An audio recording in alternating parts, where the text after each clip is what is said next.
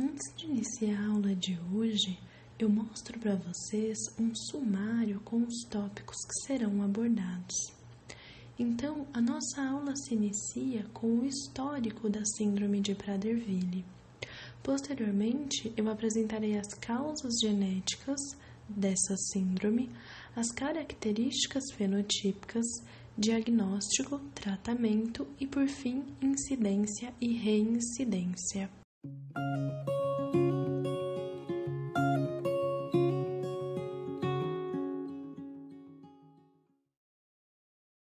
Em relação ao histórico, a Síndrome de Prader-Willi foi descrita pela primeira vez em 1956 e deve o seu nome aos médicos suíços Andrea Prader, Heinrich Willi e Alexis Labhart. Esses três médicos fizeram a primeira descrição clínica da patologia e, por isso, a síndrome leva os seus nomes. Na verdade, no ano de 1956, Prader, Willi e Labhart publicaram uma descrição da condição que hoje conhecemos como Síndrome de Prader-Willi na revista Schweizerische Medizin-Wochenschrift. Em relação às causas genéticas, a primeira delas é a deleção cromossômica. Uma deleção é uma alteração cromossômica do tipo estrutural. Uma alteração cromossômica estrutural relaciona-se com a mudança na sequência de genes de um ou mais cromossomos, o que consequentemente altera a forma e tamanho desses cromossomos. Na deleção, há a perda de um segmento cromossômico, a perda de genes e, consequentemente, a mudança cromossômica está relacionada com uma diminuição no tamanho desse cromossomo. Então, aqui nós temos a representação esquemática de uma deleção. Primeiramente, nós temos um par de cromossomos homólogos e um dos homólogos do par passou pela perda de uma região cromossômica. No caso, o cromossomo representado do lado direito. A região cromossômica perdida está indicada pela cor cinza e também pela seta. Como consequência ao segmento cromossômico perdido, esse cromossomo que passou por uma deleção é um cromossomo de tamanho menor, conforme demonstrado na imagem. No caso da Síndrome de Prader-Willi, ocorre deleção das bandas 11, 12 e 13 do braço longo do cromossomo 15 paterno. Ou, de uma forma mais simplificada, deleção da região cromossômica paterna 15q, 11 e 13. Nessa notação, o número 15 faz referência ao cromossomo 15. A letra faz referência ao braço cromossômico, Q de braço longo. Os números fazem referência à região ou banda, nesse caso, regiões ou bandas 11, 12 e 13. Então, do lado direito da tela, nós temos a representação do que seria o cromossomo 15 paterno. É possível visualizar o braço curto e o braço longo desse cromossomo, com destaque da região deletada no caso da Síndrome de Prader-Willi. De novo, a região deletada é o braço longo do cromossomo 15 paterno, mais especificamente bandas 11, 12 e 13. Se a gente conseguisse aproximar as bandas 11, 12 e 13 do braço longo do cromossomo 15 paterno, seria possível visualizar que esse segmento cromossômico subdivide-se em 3 diferentes breakpoints, identificados na imagem pela sigla BP. BP1, BP2 e BP3. Na imagem também estão descritos os genes componentes de cada um desses breakpoints. Os breakpoints 1 e 2 são denominados como segmentos cromossômicos proximais, por estarem localizados mais próximo ao centrômero, representado na imagem como um círculo preto. Já o breakpoint 3 é considerado um segmento cromossômico distal por estar mais distante do centrômero. A Síndrome de Prader-Willi é normalmente causada pela deleção de genes localizados em segmentos cromossômicos proximais, localizados em BP1 ou em BP2. Mas, mais raramente, a síndrome pode ser devida à deleção de algum cromossomo localizado no segmento cromossômico distal BP3. Em relação a quais genes estão deletados na síndrome de Prader-Willi, ainda não existe uma consistência. Existem relatos na literatura de ocorrência da síndrome devido a uma deleção envolvendo os genes SNORD109A e SNORD116. Ambos genes pertencentes à região BP2 e por isso a deleção é considerada proximal. Também já foi descrita a ocorrência de síndrome de Prader-Willi devido a uma deleção envolvendo os genes SNRD109A, SNORD116, IPW e parte do gene SNORD115. Novamente, genes pertencentes à região BP2, sendo uma deleção do tipo proximal. Por fim, a síndrome de Prader-Willi também pode ocorrer pela exclusão do exon 2 do gene SNURF-SNRPN, somada à exclusão completa dos genes SNORD107-64, SNORD109A, SNORD116 e IPW. Todos esses pertencentes ao breakpoint BP2, sendo, portanto, uma deleção do tipo proximal.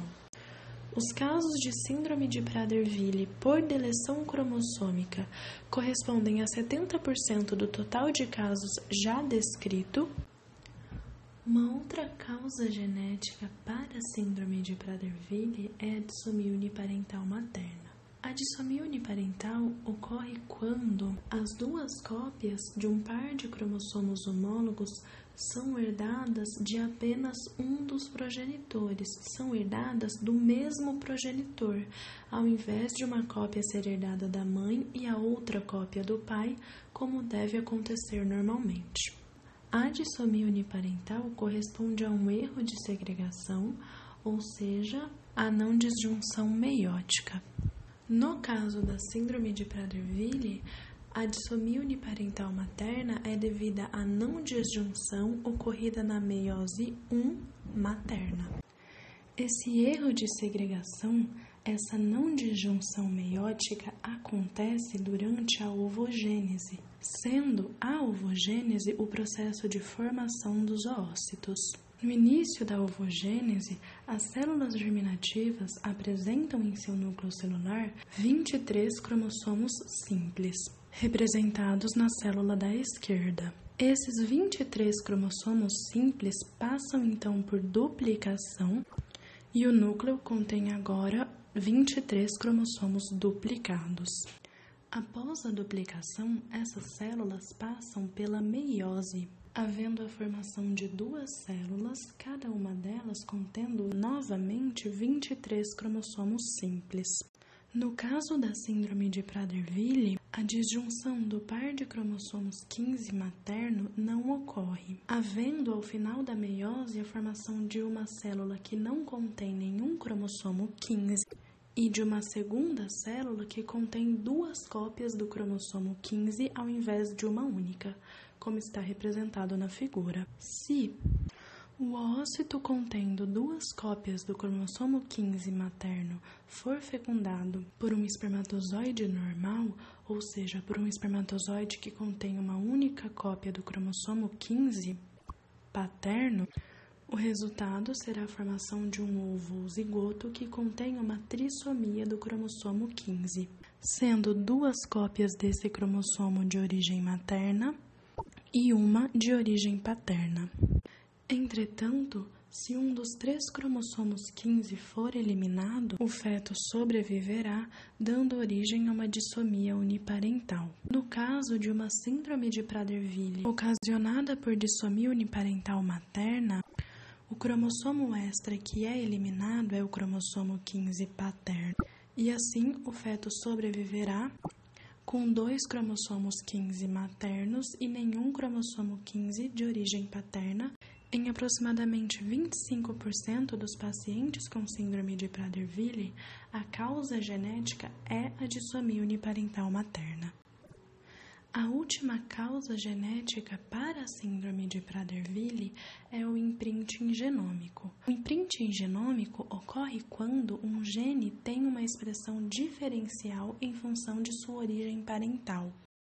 Para entendermos como ocorre uma expressão gênica diferencial, vamos considerar inicialmente uma célula somática humana normal. Uma célula somática humana normal contém em seu núcleo 23 pares de cromossomos homólogos, sendo que em cada par de homólogo, um dos cromossomos do par é de origem materna e o outro de origem paterna. Na célula aqui representada, os cromossomos de origem materna estão em cor rosa e os de origem paterna em cor azul. Se a gente conseguisse aproximar um único par de cromossomos homólogos, concluiríamos que, como esses cromossomos estão aos pares, existem 2 alelos ativos para cada gene. Um alelo de origem materna e um alelo de origem paterna. No nosso esquema, nós aproximamos o par de homólogos 15. A região destacada pela caixa vermelha representa o gene 1. É possível visualizar que o gene 1 apresenta 2 alelos ativos, sendo o alelo de origem materna semelhante ao alelo de origem paterna. Ainda nesse cromossomo também é possível visualizar o gene 2. Nesse caso, o gene também apresenta 2 alelos ativos, entretanto, eles são diferentes. E por isso, o alelo de origem materna está representado pela letra B maiúscula e o alelo de origem paterna pela letra B minúscula, e não por letras iguais, como no primeiro caso do gene 1. Apesar de a situação normal ser a presença de 2 alelos ativos para cada gene, para alguns genes, apenas um dos alelos está ativo. Esse fenômeno, em que um dos alelos está ativo e o outro inativo, denomina-se imprinting genômico. No nosso exemplo, houve a inativação ou silenciamento do alelo de origem paterna para o gene 2. Esse alelo inativado não se expressa devido a um processo de metilação. A metilação do DNA consiste na adição de um grupo metil de um grupo CH3 à base nitrogenada citosina, sendo essa adição feita pela enzima DNA metiltransferase. Do lado direito da tela, nós temos a representação de uma molécula de DNA. No processo de metilação, as DNA metiltransferases ou DNMTs adicionam grupos metil ou metila às bases nitrogenadas citosina. A metilação do DNA leva ao recrutamento de proteínas que causam a compactação da cromatina, impedindo que a RNA polimerase se ligue à molécula, não ocorrendo dessa forma a expressão gênica, ou, em outras palavras, havendo o silenciamento gênico. Pacientes portadores de síndrome de Prader-Willi apresentam as regiões ou bandas 11, 12 e 13 do braço longo do cromossomo 15 paterno altamente metiladas. Em relação a quais genes estão metilados devido ao imprinting genômico, o primeiro gene relacionado com a síndrome de Prader-Willi a mostrar alteração no padrão de metilação foi o gene SNRPN, localizado no breakpoint 2 das regiões 11, 12 e 13 do braço longo do cromossomo 15 paterno. A síndrome de Prader-Willi foi a primeira síndrome genética reconhecida ao nível do imprinting. Aproximadamente 5% dos casos de síndrome de Prader-Willi são devido ao imprinting genômico. Em relação ao fenótipo dos indivíduos portadores de síndrome de Prader-Willi, o desenvolvimento dessa patologia distingue-se em 2 fases. A primeira delas correspondendo aos primeiros 12 meses ou ao primeiro ano de vida. As manifestações clínicas presentes na primeira fase são a hipotonia, que é a redução ou perda do tônus muscular, sendo que essa hipotonia é não progressiva, ou seja, a melhora do sintoma no 8º e 11º meses de idade. Letargia, que é uma lentificação das funções do organismo, ou seja, em situação de letargia, as funções do organismo estão presentes e funcionais, mas de maneira mais lenta do que o normal. No caso da síndrome de Prader-Willi, os primeiros indícios de letargia ocorrem ainda durante o período gestacional, pela pouca movimentação do bebê. Após o nascimento, a letargia é percebida pelo choro fraco. Nessa primeira fase, a criança já apresenta traços faciais distintivos, os olhos são amendoados e estrábicos, a boca é pequena, com o lábio superior fino e os cantos curvados para baixo. Nessa fase, os bebês também já apresentam mãos e pés pequenos, ou seja, de tamanho menor do que o normal para a idade. E a característica mais marcante do primeiro ano de vida de uma criança que apresenta síndrome de Prader-Willi é a dificuldade de sucção e deglutição, o que concomitantemente leva a uma dificuldade de ganho de peso. Essa dificuldade de sucção e deglutição está relacionada com a hipotonia e também com a letargia, ou seja, o bebê não apresenta força muscular suficiente para a sucção do leite materno, nem para a deglutição do mesmo, e além disso, os movimentos peristálticos estão diminuídos devido à letargia. A segunda fase inicia-se a partir dos 12 meses ou do primeiro ano de vida. Na segunda fase, as características faciais dismórficas, como olhos amendoados e estrábicos, boca pequena, lábio superior fino e cantos curvados para baixo, permanecem. Além das características faciais que permanecem, existe uma outra que agora passa a ser visível, mas que não era durante a primeira fase, que são as anomalias dentárias. Dentre as anomalias dentárias já descritas em pacientes com síndrome de Prader-Willi estão a hipoplasia do esmalte, que é uma produção reduzida de esmalte, uma camada de proteção do dente. Do lado direito da tela, a gente tem a representação dos dentes de um paciente portador de hipoplasia.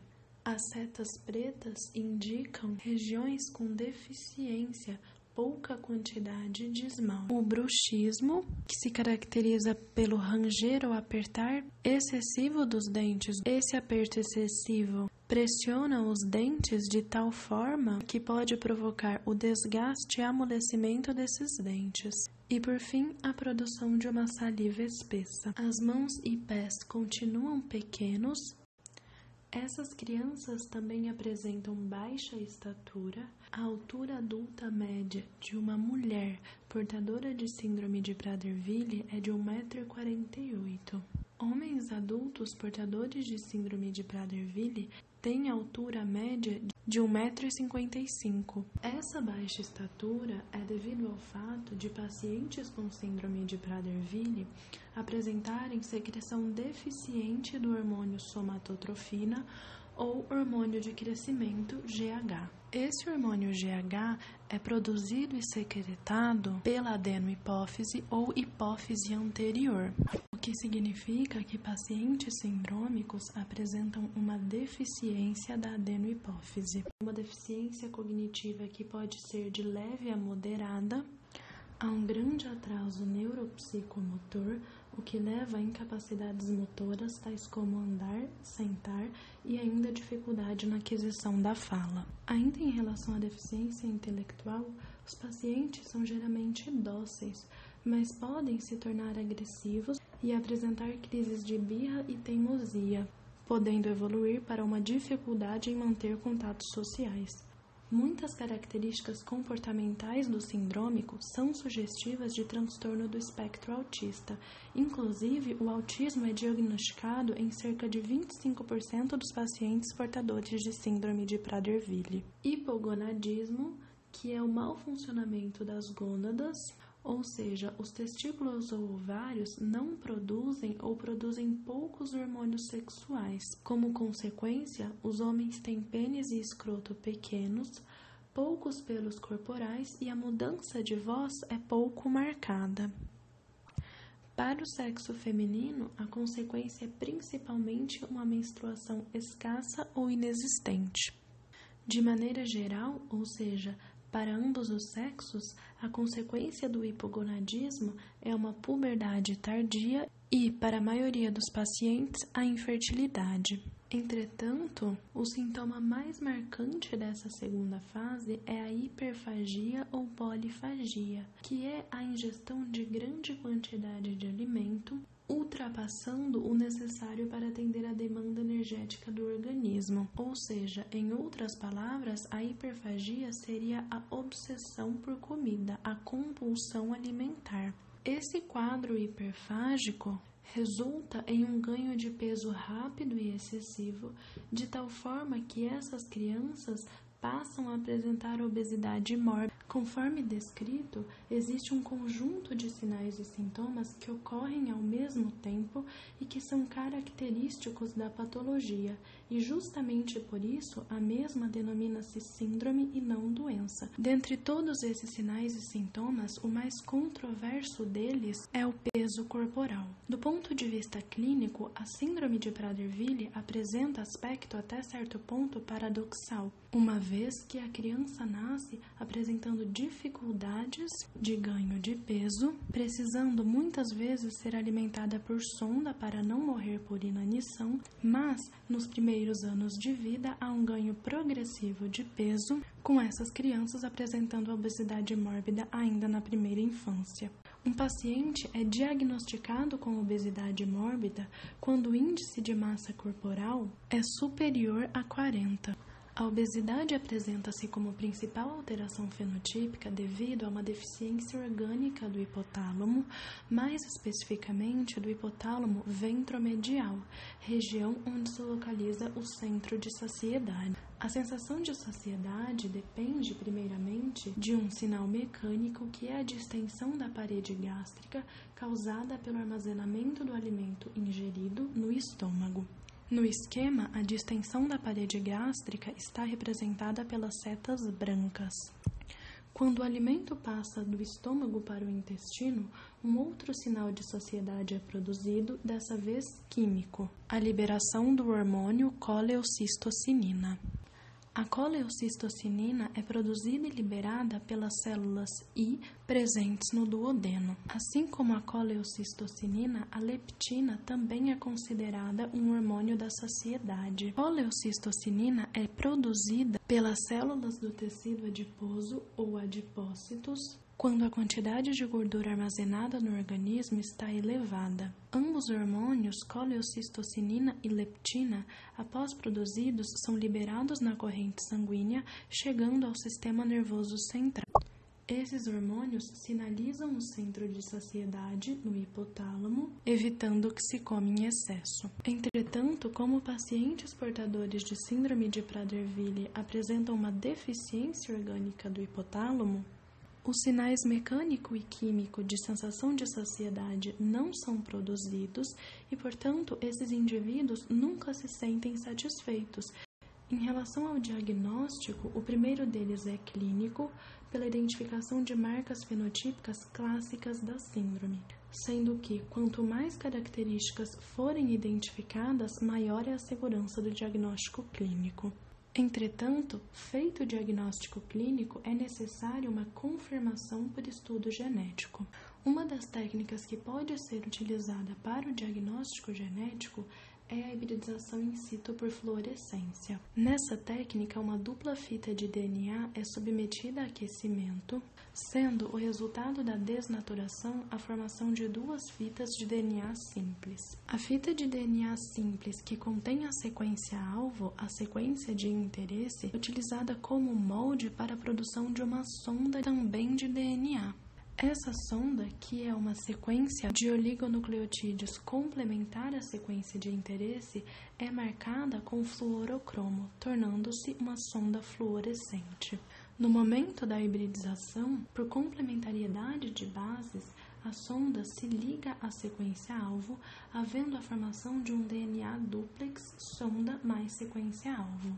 A visualização desse DNA duplex é possível devido à fluorescência do fluorocromo, que só é vista quando ambas sequências se anelam. No caso da síndrome de Prader-Willi, a sequência-alvo, que são as bandas ou regiões 11, 12 e 13 do braço longo do cromossomo 15 paterno, está deletada. Consequentemente, no momento da hibridização, a sonda fluorescente, que é complementar à sequência-alvo, não vai conseguir se anelar nessa sequência-alvo, uma vez que essa sequência está deletada, está ausente. Como não ocorre hibridização, não ocorre fluorescência. Então, no caso da síndrome de Prader-Willi, o resultado positivo é dado quando não é vista a fluorescência. Entretanto, se essa fluorescência fosse visível, a imagem seria mais ou menos semelhante à que está aqui representada. A eletroforese sensível à metilação é um outro diagnóstico genético utilizado na síndrome de Prader-Willi. No gel de eletroforese é colocada uma amostra do paciente que se suspeita ter síndrome de Prader-Willi e também uma amostra controle, normalmente de um parental não portador da síndrome. Juntamente com essas amostras são colocados os iniciadores ou primers, sendo que na amostra controle os iniciadores não se anelam à sequência metilada. Contrariamente, na amostra do paciente, esses iniciadores se anelam especificamente à região metilada. Além dos primers, uma sonda fluorescente também é utilizada. Assim, o nível de metilação de cada amostra depende do grau de amplificação e do grau de fluorescência emitida pela sonda hibridizada. Em um resultado positivo, o nível de metilação da amostra do paciente deve ser superior ao nível de metilação da amostra parental, ou seja, o grau de amplificação e de fluorescência da região 15q 1113 do gene SNRPN do paciente devem ser mais visíveis no gel.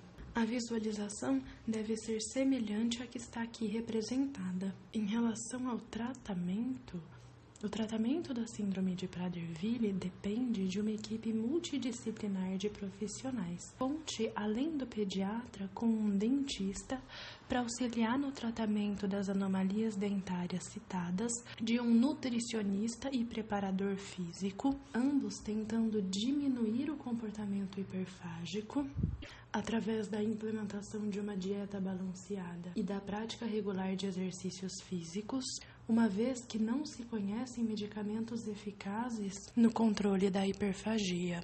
Um endocrinologista pode ajudar no tratamento do hipogonadismo. Normalmente, o hipogonadismo é tratado a partir da administração de hormônios gonadais e hipofisários, sendo que esses hormônios auxiliam no desenvolvimento das características sexuais secundárias. Um outro hormônio que também é utilizado no tratamento é o hormônio de crescimento GH. A administração desse hormônio auxilia no quadro de baixa estatura, mas a principal razão de seu uso é a melhora da relação entre massa magra e massa gorda. Um fisioterapeuta é importante para a manutenção do quadro de hipotonia e também para o controle do atraso motor. Os fonoaudiólogos também são importantes para o controle do atraso motor, mais especificamente da fala. Psicólogos e terapeutas ocupacionais auxiliam um paciente portador de síndrome de Prader-Willi controlando os quadros de birra e teimosia e, principalmente, criando estratégias de manutenção do convívio social. Por fim, em relação à incidência e reincidência, a patologia apresenta incidência igual a 1 em 15.000. Ou seja, a cada 15.000 nascidos, um apresenta síndrome de Prader-Willi, sendo considerada uma síndrome rara. A síndrome de Prader-Willi não apresenta prevalência de sexo, ou seja, percentualmente ela afeta o mesmo número de homens e mulheres. Em relação à reincidência, ou seja, ao risco de o segundo filho de um casal nascer afetado, uma vez que o primeiro filho já apresente síndrome de Prader-Willi, Esse risco depende do mecanismo genético que causou a síndrome, mas, em média, é menor do que 1% para todos os casos. Então, aqui está todo o material consultado para a elaboração dessa aula. Se ficou alguma dúvida, peço que nos escreva no geneticainlox@gmail.com. Se gostou da aula, inscreva-se no canal, ative as notificações, compartilhe e comente. Comente também se você tiver sugestões de temas para as próximas aulas. E também nos acompanhe nas nossas outras redes sociais. Você também encontra a gente no Instagram e Facebook. E não perca a próxima aula sobre síndromes genéticas sexuais.